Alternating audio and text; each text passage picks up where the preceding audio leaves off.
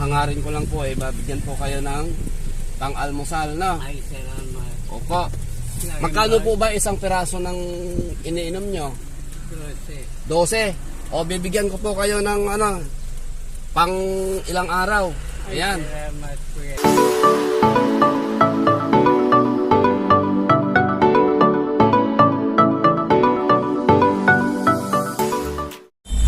Isang magandang araw sa ating mga kababayan.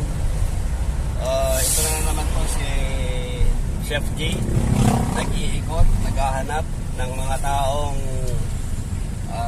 mabibigyan natin ng kopya. Pampagod vibes lang mga kabayan. Mabibigay tayo ng kopya sa kalsada. Sa mga taong magala-gala, bibigyan natin ng pangalmusal. Tay! Tay! Pangalmusal!